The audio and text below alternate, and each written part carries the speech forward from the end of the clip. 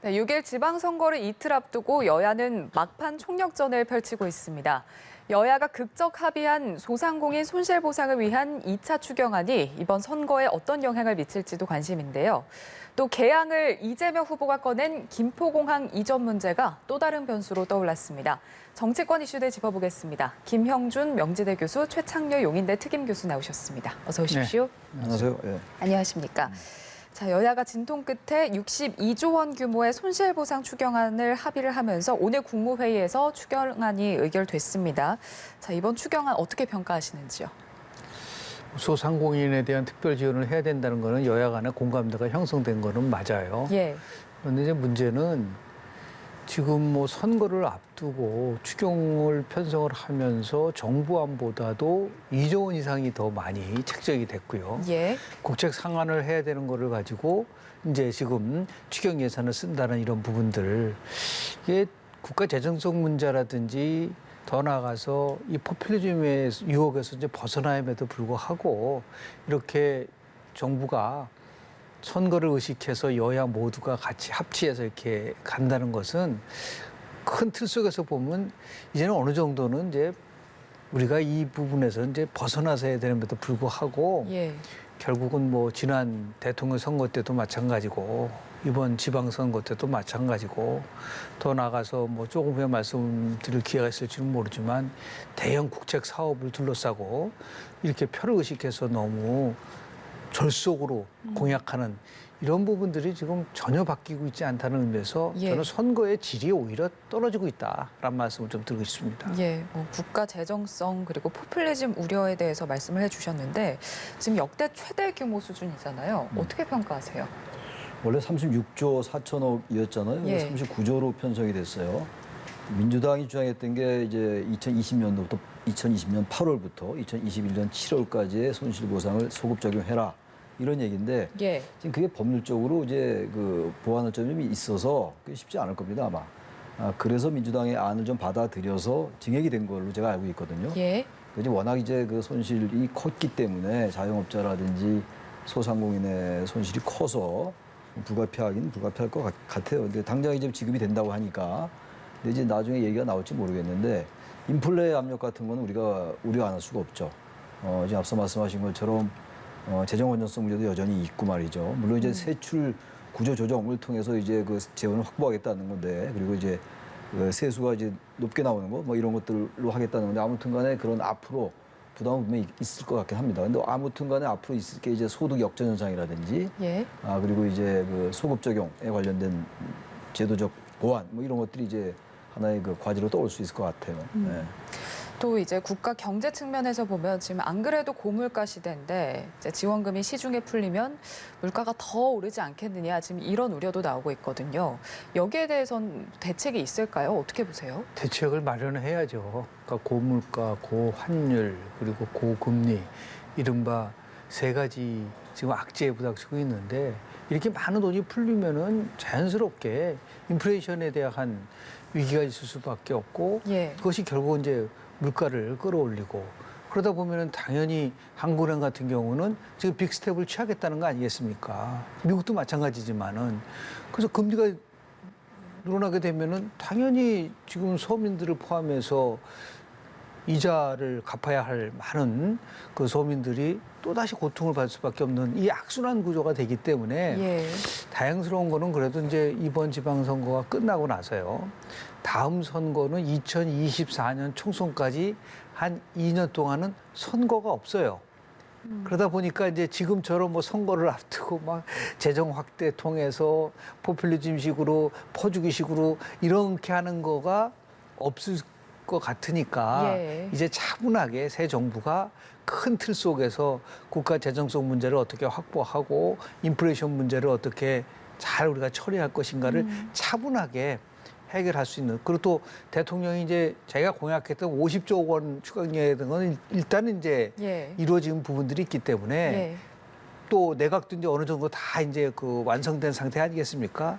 이런 부분 속에서 신경제 100일을 YS 정부 때 만들었었거든요. 그 경제가 어렵다고 해서 저는 이제 6일 지방선거 끝나면은 윤석열 정부도 민생경제 100일 계획안을 만들어 가지고 총체적인 이 경제 부분에 대해서 예. 나름 내실이 있는 대책을 좀 만들어야 되지 않을까라는 생각을 합니다. 앞으로 좀 장기적으로 대책을 마련할 필요가 있다 이렇게 말씀을 주셨는데 지금 이 추경 집행이 물가를 자극할 수 있다 지금 이런 우려에 대해서 윤 대통령이 물가는 세부적으로 관리하겠다. 근데 지금 영세 자영업자 숨 넘어가는데 그거 먼저 생각해야 한다 이렇게 말을 했거든요. 원래 경제라는 게 이제 어느 한쪽이 이제 어느 한쪽 대책을 세우면 어느 한쪽은 이제 막힐 수밖에 없어요. 예. 그게 우리 이제 자유주의 경제의 한계인데 지금 물가 문제를 걱정하기 좀 어려울 것 같아요. 물가 문제는 굉장히 지금 우리나라만의 문제가 아니고 예. 그리고 특히 코로나19가 이제 전 세계에 퍼지면서 다른 나라도 굉장히 재정 확장을 많이 했거든요. 예. 우리만의 문제는 아닌데 워낙 지금 금리가 오르고 금리를 올릴 수밖에 없어요. 미국 금리도 오릅니다만 예. 일단 물가가 오르니까 이걸 금리를 놔둘 수가 없는 거죠. 근데 물가가 올라서 이제 금리를 인상하면 또 이제 대출받은 분들의 걱정이 커요. 가계부채가 더 증가할 수가 있는 거고. 예. 그렇다고 지금 말씀처럼 손실보상 안 할 수가 없는 노릇이에요. 저는 워낙 어려웠기 때문에. 하긴 하는 건데 그야말로 이제 다각도로 재정정책이라든지 금융정책이라든지 또는 통화정책 이런 건 다각도로 하는 수밖에 없어요. 자본주의 경제라는 게 이게 뭐 하나만 한다고 되는 게 아니란 말이에요. 예. 그래서 고물가, 고금리, 고환율 아까 김 교수님 말씀처럼 그게 지금 전 세계에 닥친 위기이기 때문에 우리가 지금 그 물가 문제도 그렇고 재정 문제도 그렇고 참 어려운 상황입니다 지금. 기재부가 이제 곧 이제 여러 가지 대책을 내놓는다 하더라도 쉽지는 않을 거예요 아마. 이 과정 속에서 또 야당하고 또 부딪히고 이번에 아마 추경도 이제 선거가 앞으로 없었으면은 이제 며칠 후에 없었으면은 예. 추경 가지고 이렇게 합의가 빨리 되지 않았을 거예요. 그런 면에서 볼 때는 선거에 순기능도 있긴 있는 것 같아요. 이번에 보니까 야당과 합의가 빨리 된 걸로 봐서는 아무튼 간에 물가 상승에 대한 압력은 우리가 계속 이제 의식할 수밖에 없는 거고 금리 문제도 있고 여러 가지 뭐 다각도로 대책 세울 수밖에 없다. 그렇게 말씀드립니다. 예. 이 추경안 내용을 좀 보면요. 일단 보상금 지급 범위 그리고 대상은 확대가 됐습니다만 여야가 지금 막판까지 공방을 벌였던 소급 적용 그리고 소득 역전 이 문제에 대해서는 일단은 좀 추후에 논의를 이어가자 이렇게 지금 합의가 된 상황입니다. 여전히 지금 갈등의 불씨는 남아있다 이렇게 봐도 되겠습니까? 국회의 역할이에요. 예. 국회가 지금 대통령이 얘기한 것처럼 그러면 소상공인들, 자영업자들 죽으란 말이냐 할 정도로 큰 틀 속에서 합의를 받고 세부적인 것은 여야가 치열하게 국회에서 논의 과정을 통해서 수혜받고 있는 사람들이 없도록 노력도 해야 되고 그런 의미에서 봤을 때 지금은 아까 조금 전에 말씀드린 것처럼 그냥 여야 간의 편의직한 경쟁만 있지 차분하게 어떻게 이거를 배분할 것이냐에 대한 부분들에 대한 논의는 적었던 거거든요. 그런 부분들이 있어야 되고 아까 지금 우리가 조금 좀 지적을 해야 될 부분은 뭐냐면 예. 지금 세계적인 상황이죠. 여러 가지 그 경제 위기라는 거는 그렇다고 해서 나라별로 똑같은 건 아니에요. 그 위기를 극복할 수 있는 리더십을 발휘를 하느냐 못하느냐가 더 중요한 것이지 무조건 똑같이 다 해야 된다는 것이 아니죠. 2008년도 글로벌 금융위기가 있을 때 전 세계적으로요. 3개의 나라만, 한국을 포함한 3개 나라만 플러스 성장을 했어요.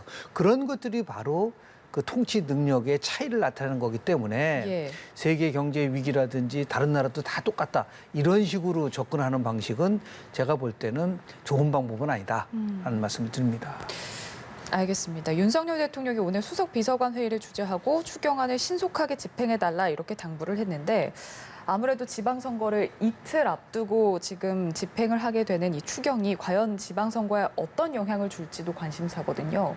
여당에게 좀 유리하게 작용할 거다 이렇게 보시는지요? 지난 대선 때도 이런 일은 항상 있었어요. 선거 앞두고 정치권이 그러한 부분들을 전혀 의식 안 한다고 한다면 거짓말이겠죠. 그러나 지금 선거 앞두기 때문에 또 선거 이후로 또 이 집행을 미룰 수도 없는 노릇 아니에요. 지금 급해서 빨리 편성해서 야당도 합의했던 건데 빨리 지급하는 게 맞는 것 같고 이 부분을 가지고 또 선거 유불리 따질 계제는 아니다. 지금 소상공인 자영업자들의 그 위기가 워낙 크기 때문에 지금 그런 거 얘기할 건 아닌 것 같아요. 예. 이런 부분 때문에 우리나라 유권자들이 여당에게 확 표가 쏠리고 이런 시대는 지났어요. 그리고 이 추경이 벌써 여러 번 편성됐던 거거든요. 지난 대선 전에도 있었고 예. 대선 전에 뭐 추경 편성했고 그때 여당은 지금의 민주당 야당이었잖아요. 근데 뭐 대선에서 졌잖아요. 그러니까 이런 부분들이 전 결정적으로 대선의 변수가 되지 않는다고 생각합니다. 이론적으로.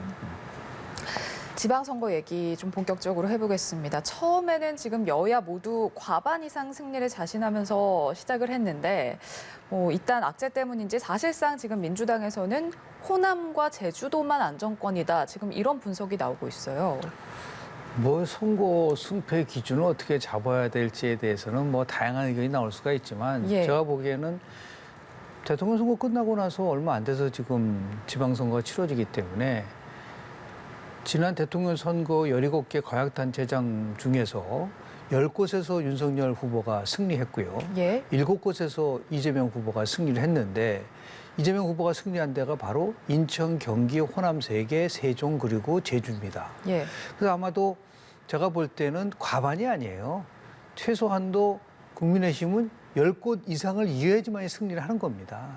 그래서 결국은 인천과 경기가 만약에 국민의힘이 승리를 한다면 저는 12대 5까지도 벌어질 수가 있다라고 보고요. 예. 그렇지 않고 계속해서 인천 경기에서 민주당이 선전을 하게 되면은 지난 대통령 선거 때의 기준에 근접하게 되는 예. 10대 7 정도로 나오지 않겠느냐라고 예상을 하고 있는데 지금 전반적인 흐름으로 봐서는 민주당이 상당히 고전을 하고 있다라는 그런 틀 속에서 더 나가서 이거와 더불어서 국회의원 재보궐선거도 있지 않습니까? 예. 거기 7곳 중에서 4곳이 국민의힘이 우세하다고 하니까 결국은 선거에서 막판 표심이 결국은 전제냐 아니면 안정이냐라는 걸 가지고서 치열하게 고민을 하는 그런 시점이 아닌가 생각을 합니다. 예.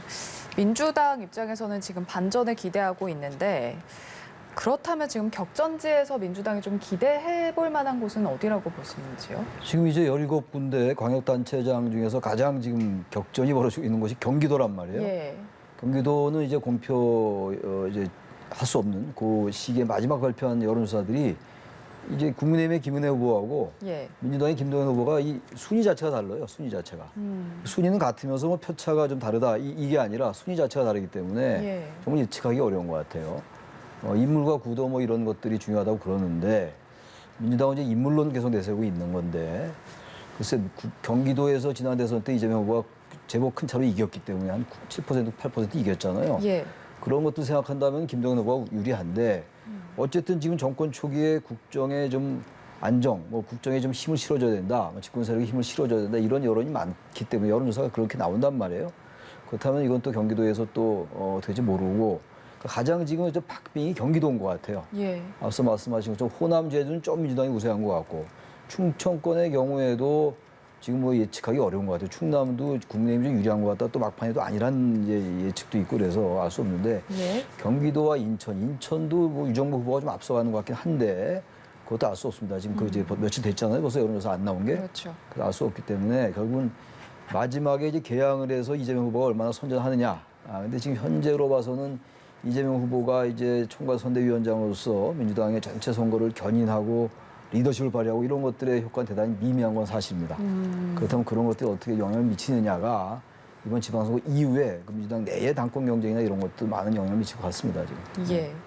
지금 지난 금토 이렇게 양일 동안 실시된 사전투표가 20.62%, 그러니까 지방선거 사전투표율로는 최고치가 나왔거든요. 근데 물론 지난 지방선거와 비교를 했을 때는 0.5%포인트 정도 높아졌는데 크게 오른 건 아닙니다만 어쨌든 지금 역대 최고란 말이죠.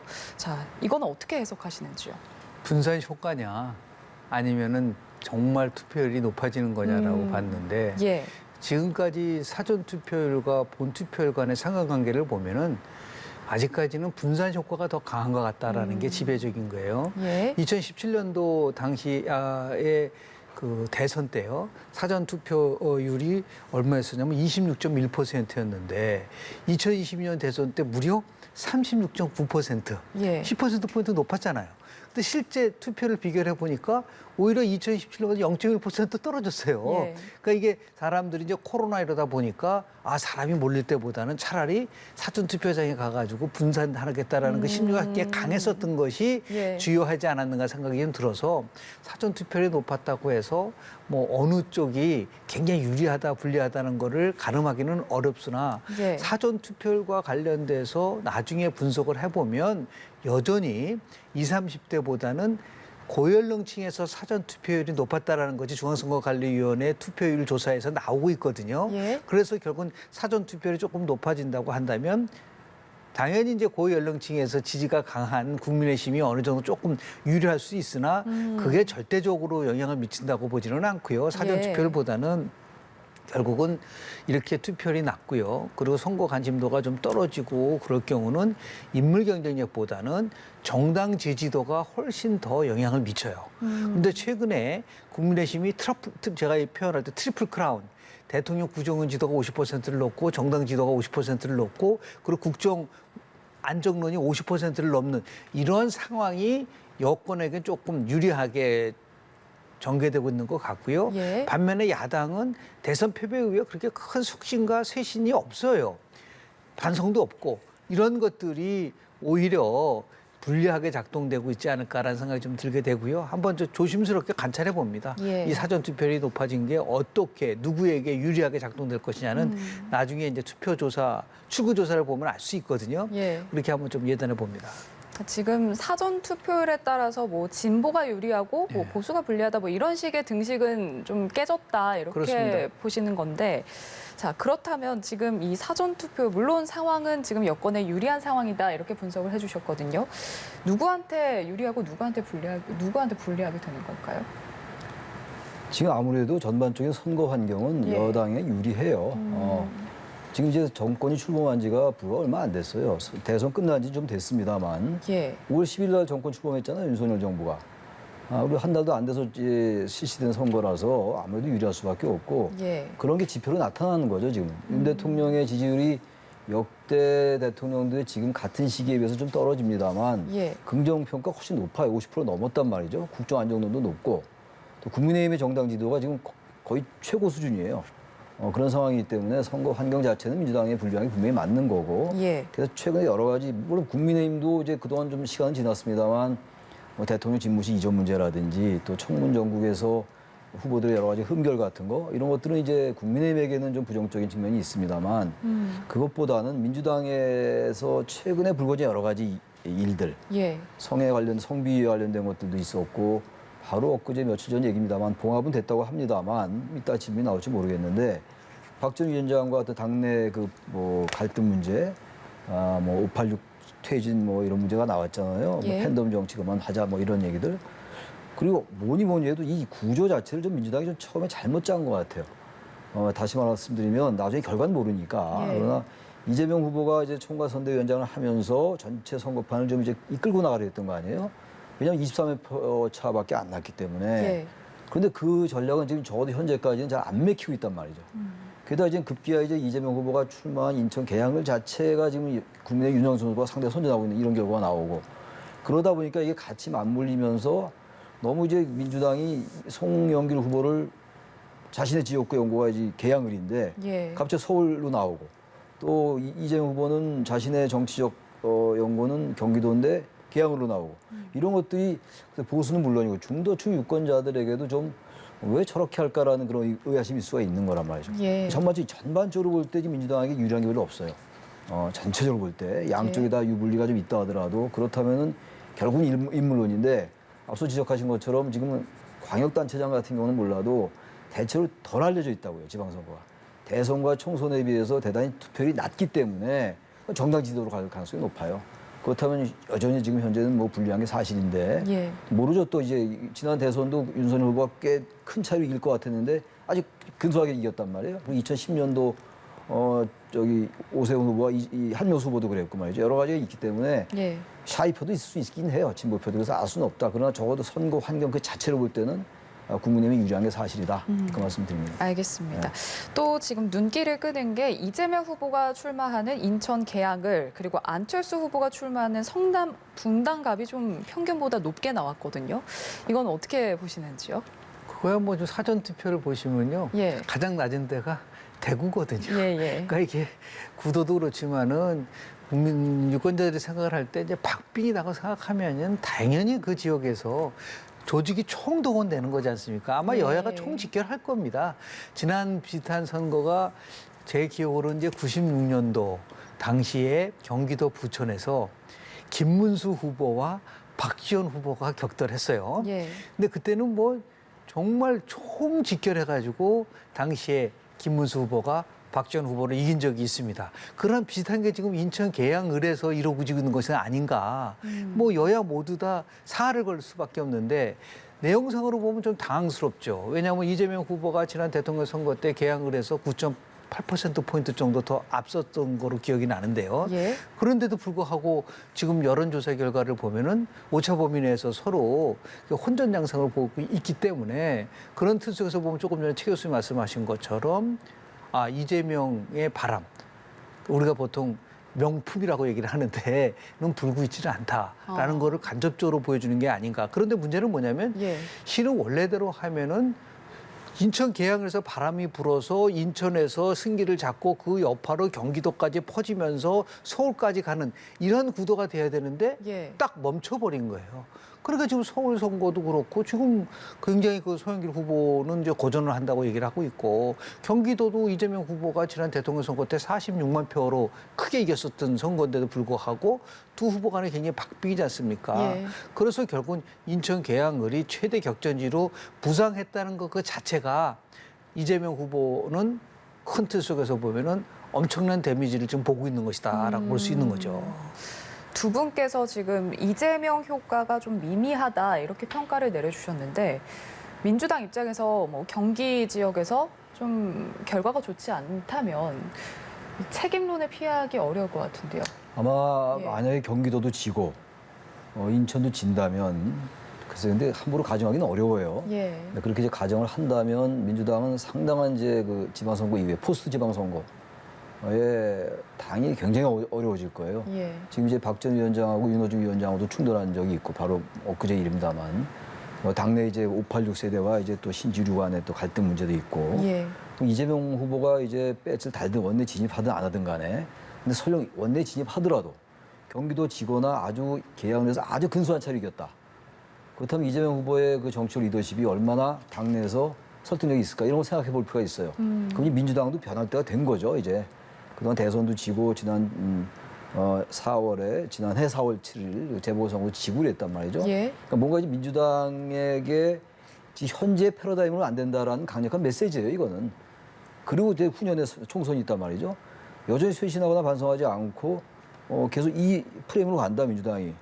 전 그렇게 되기는 어려울 것 같아요. 만약 진다면. 예. 승패를 이제 어떠한 것을 승리다, 패다라고 규정하는 것에 따라 또 다를 겁니다, 아마. 근데 저 수도권 선거가 굉장히 중요한 가늠자가 되기 때문에 수도권에서 어쨌든 모든 사람이 인식하는 민주당이 패배했다고 인식된다면 예. 그건 사실 그 이재명 후보의 리더십에 한계가 있을 거예요. 결국은 어쨌든 계양을 해서 이기고 경기도도 최소한 이기고 그렇다면 얘기가 달라질 수 있죠. 그래서 경기도 선거가 특히 민주당에게는 굉장히 사활을 걸 수밖에 없는 선거다, 이거는. 그건 국민도 마찬가지라 하더라도 특히 민주당은 지금 모든 게 어려운 상황이거든요. 예. 그 경기도에서 만약 질 때 그 책임론은 뭐 굉장히 커질 수밖에 없고 현재 비대위가 계속 갈 수가 없는 거겠죠. 그렇게 된다면 뭐 여러 가지 이제 그동안 송영길 후보, 뭐 이재명 후보에서 많은 지도부가 그대로 출전한 거나 마찬가지거든요. 윤호중 지금 의원도 비상대책위원장을 하고 있고 예. 그런 것들에 대한 여러 가지 책임론은 피할 수가 없다고 생각합니다. 만약 진다면 이런 전제를 달고 드리는 것 같습니다. 예. 자, 지금 이런 상황에서 네. 지금 이재명 후보의 김포공항 이전 공약이 또 새로운 변수로 떠올랐습니다. 그러니까 김포공항을 인천공항으로 통합하고 그 김포공항 부지를 개발한다. 지금 이런 공약인데, 자, 이게 지금 지방선거에 큰 변수가 될 것으로 보시는지요? 글쎄요, 이게 대형 국책 사업을 예. 이렇게 선거를 앞두고 내세우는 것에 갖고 있는 나름대로 문제점이 있어요. 그다음에 김포공항 이전 문제는 이번에 나온 것도 아니고 예. 지난 대통령 선거 때 많은 후보들이 얘기를 했지만 일단락이 된 부분인데 그것을 다시 꺼내서 뭐 서부 발전 프로젝트 쪽으로 가져간다라고 얘기를 하니까 아까 얘기한 추경 포함해서 포퓰리즘에 대한 문제 그리고 SOC 사업, 대형 국책 사업을 장기적인 관목에서 이게 엄청난 돈이 드는 부분들도 있고요. 그리고 이전에 대한 정책적 효과에 대한 것들을 타당성도 전혀 고려하지 않은 상태에서 불쑥 던지는 거는요. 예. 오히려 저는 악재로 작용될 수 있다고 봐요. 당장 민주당 제주도당에서는 이 문제와 관련돼서 잘못된 부분이라고 지적을 하고 있는 것이 나오고 있지는 않습니까? 그래서 아무리 표가 좀 구하다고 하더라도 예. 좀 차분하게 이런 부분 속에서는 공약을 내세워야지 반짝하는, 그러니까 우리가 표현하는 한방주의의 유혹이거든요. 이것은 절대 바람직하지 않다라고 봅니다. 지금 민주당 내에서도 지금 경기지사도 그렇고 성남지사도 그렇고 성남공항을 김포공항으로 옮기자 이렇게 이미 공약을 했는데 이 김포공항을 이전한다라고 하니까 이게 지금 당내에서도 엇박자 나는 거 아니냐. 지금 이런 우려의 목소리가 그 나오고 우려 있어요. 당연히 있을 수밖에 없어요. 예. 지금 김동연 후보는 서울 성남공항 있잖아요. 예. 그 공항을 이제 경기도로 이제 김포로 이전하자는 건 예. 아니에요? 그럼 맞지가 않잖아요. 같은 당에서 같은 선거를 치르고 있는데 윤호중 지금 비상대책위원장도 이건 당론이 아니다라고 얘기하고 있단 말이에요. 예. 그러니까 이제 개항 선거 어려워지다 보니까 송영길 후보하고 이제 같이 발표한 거거든요. 근데 김포공항은 지금 우리나라 공항들 중에서 흑자를 거의 인천공항, 김포공항 이 정도밖에 안 돼. 다 적자예요. 예. 근데 그 공항을 갑자기 이전한다. 그게 말이 되나 이런 생각이 또 하나는 그런 거 다 따지기 전에 과거에 노태우 정권 때 노태우 대통령이 그 예천공항, YS 김영삼 대통령이 그 뭡니까 양양공항, 예. 김대중 대통령이 무안공항 다 적자예요. 일종의 공항 정치입니다. 공항이 아니라 공항 정치. 이렇게 하면 안 되는 거죠. 예. 이 대형 구축 사업이 얼마나 돈이 듭니까? 엄청나게 모든 걸 같이 고려해야 되는 건데 갑자기 선거 며칠 앞두고 이렇게 하면 아까 김 교수님 잘 설명하신 것처럼 다 인정하는 바예요. 이게 과연 얼마나 유권자들에게 실현 가능성이 있게 다가갈까? 아무리 그 김포공항이 인천공항에 이전돼서 고지역 강서나 저기 계양이나 인천을 같이 개발한다. 그래서 뭐 여러 가지 개발 계획을 내놓는다 하더라도 예. 유권자들이 다 생각을 할 거 아니에요. 저게 가능할까? 왜 선거 앞두고 저런 걸 할까? 이런 생각을 할 수밖에 없다고요. 저는 그래서 이런 부분들도 너무 이 지금 선거 앞두고 말이죠. 정치공학적으로 뭔가 이슈를 바꿔서 그리고 국면을 바꾸기 위해서 의제를 선점한다면 이런 생각이 있는 것 같기도 해요. 김포공항을 이전한다면 굉장히 큰 이슈고 하나의 쟁점이 되는 거란 말이죠. 예. 그러니까 쟁점축을 형성하면 쟁점축을 제기한 쪽이 유리한 측면이 있어요. 정치공학적으로는 그렇다 이런 얘기. 근데 지금 김포공항 이전 이거는 글쎄 이게 과연 그 제주도에서도 지금 반대하고 있는 거고 드디어 지금 울릉공항이 또 뭐 고사된다 이런 얘기가 나온단 말이죠. 예. 그러니까 이게 우리가 상식적으로 볼 때 우리가 전문가가 아니라 하더라도 서울의 강남 주민은 저기 강남 시민들은 청주공항 가서 이용을 하고 제주도 갈 때 말이죠. 그다음에 동부 쪽에 있는 사람들은 뭐 원주공항 이용해라. 근데 이런 말들이 잘 와닿지가 않는다고요. 그러니까 이런 문제가 글쎄요. 쟁점을 제기했기 때문에 관심을 끌어서 표가 될지는 모르겠어요. 정치공학, 선거공학적으로 볼 때. 그러나 예. 그런 걸 떠나서 이걸 공항을 이렇게 자꾸만 선거 때마다 하는 게 맞는지. 가덕도 공항도 그랬었잖아요. 가덕도. 너무 큰 대형 국제 사업을 정치인들이 자기들이 입으로만 얘기하고 예. 이게 다 국민 돈이에요. 선거 앞두고 다 자기 말 한마디 다 되는 것처럼. 전 여야 모두 제가 시간에 말씀드리고 싶은 게 대형 국책 사업은 함부로 얘기하지 말라 이런 얘기예요. 다 국민 세금이고 아까 얘기는 지나갔습니다만 이 손실보상은 다 국민 세금입니다. 마치 정부가 주는 것처럼 우리가 준다 이런 표현을 쓰면 안 되는 것이고 근데 선거 앞두고 이런 얘기를 합니까? 이건 저는 굉장히 조심스럽게 접근해야 되는 문제다라고 생각합니다. 예. 네. 대형 국책 사업을 함부로 네. 얘기하지 말아달라라고 좀 당부의 말도 해주셨는데, 자 지금 조금 전에 언급을 해주셨는데 윤호중 비대위원장이 이건 중앙당 공약은 아니다 이렇게 선을 그으면서도 이제 어떤 지역에서 우리 당에 대한 지지를 해주시는가를 보고 그 뒤에 이제 최종적으로 결정할 생각이다라고 했거든요. 그러니까. 지역별 민심을 좀 보겠다 이런 의미일까요? 어떻게 해석하시는지요? 뭐 이제 유권자들이 투표를 할 때 예. 가장 그 강조하는 부분들이 뭐냐면 나의 호주머니를 두텁게 하고 앞으로의 지역에 있어서의 발전이 얼만큼 이루어질까를 보고 투표한다는 것이 정설인 거는 맞아요. 예. 그런데 문제는 뭐냐면 정치를 운영하고 과거에 집권 경험이 있는 야당 같으면은 큰 틀 속에서 봐야죠. 그래서 졸속으로 처리하지를 말고 이거는 정말 여야가 합의를 만약에 옮긴다고 한다면 여야 합의를 통해서 해야 될 부분적으로 큰 부분인데 예. 그런 면에서 이제 지금 민주당에서 나온 지금 여러 가지의 그 공약들을 보면은 굉장히 이제 일반 분들이 느낄 때는 참 다급하구나. 그러게 굉장히 초박빙으로 가고 있다는 것을 스스로 인정을 하는 것 같아요. 여유가 없는 거죠. 근데 그럼에도 불구하고 그 지역에 있는 나머지 숨은 표들이요. 보통 통상적으로 선거 연구를 해보면은 예. 투표를 하루 이틀 남겨놓고도 특정한 후보를 찍겠다고 결정하지 못한 사람의 비율이 한 20% 나옵니다. 그 우리가 이제 부동층이라고 얘기를 하잖아요. 예. 이 부동층을 겨냥한 나름대로 이제 공약이라고 볼 수가 있는데 그렇다고 해서 그 부동층이 전적으로 이런 공약에서 움직이는 것보다는 예. 이게 고정층에서 움직이는 부분들도 있기 때문에 너무 저렇게 남발을 하다 보면은 집권당의 경험이 있는 야당이 오히려 더 국민들로부터 신뢰를 잃게 되는 그런 면도 있다. 예. 충분히 그런 거는 인지해야 된다고 저는 봅니다. 오히려 역효과가 날 수 네. 있다 이렇게 말씀 주셨습니다. 안철수 후보 얘기도 좀 해보면요. 자, 이재명 후보 주말 내내 이제 본인 선거에 집중을 했고 그리고 오늘도 개항 유세에 집중을 할 계획인 반면에 지금 안철수 후보는 지난 주말에 개항까지 와서 지금 지원 유세를 했거든요. 좀 상대적으로 좀 여유가 있다라고 생각을 하는 걸까요? 뭐 안철수 후보가 뭐 여유가 있죠. 뭐 다들 아는 거 아닙니까? 이번 선거에 조금 관심을 가지고 보면은 분당 지역은 아무튼 국민의힘이 이긴 지역이에요. 개항을은 예. 민주당이 이긴 지역이고 대선 때 예. 당연히 그래서 양쪽 안철수 후보도 그렇고 이재명 후보도 그렇고 자신들이 좋은 대로 갔던 거란 말이죠. 그건 뭐 나무랄 수 없어. 잊어서 그거 얘기할 건 아닌 것 같은데. 예. 근데 이제 선거가 지금 이제 분당 가면 여전히 좀 앞서 나가고 안 후보가 상당히 김병관 후보에 비해서 많이 앞서 나가더라고요. 예. 이제 여론조사 보니까. 근데 지금 개항을 얘기 뭐 지금까지 얘기 나눈 바와 같고 말이죠. 그래서 아무튼 지금 개항을에 지금 뭐 여당이나 야당이나 총력을 화력을 집중하고 있는 거예요. 여당은 이제 이재명 후보 낙마시키려고 화력 집중하고 있는 거고 예. 민주당은 이제 이재명 후보 살리기 위해서 이제 뭐 총력을 집중하고 있는 건데 안철수 후보는 이제 바로 그런 이제 의미에서 이제 개항을에 날아간 건데 여기가 분명히 있는 거죠. 그래서 어쨌든 개항을 선거에서 이재명 후보가 어느 정도 성적을 거두느냐, 이긴다면 어느 표차로 이기는가, 승패는 어떻게 되는 것인가. 이게 사실 향후 정치에 굉장히 큰 변수가 되기 때문에 예. 개항을의 이 선거가 단순히 한 지역구의 보궐선거만은 아니다라는 걸 보여준다고 봐야 되겠죠. 예. 알겠습니다. 자, 그런가 하면 윤호중, 박지원 두 비대위원장이 주말 사이에 지금 가까스로 갈등을 봉합한 모양새입니다. 오늘 이재명 후보와 세 사람이 함께 합동 기자회견으로 막판 지지를 호소했는데, 자, 민주당 지도부의 이 갈등 봉합 효과가 있을 거라고 보시는지요?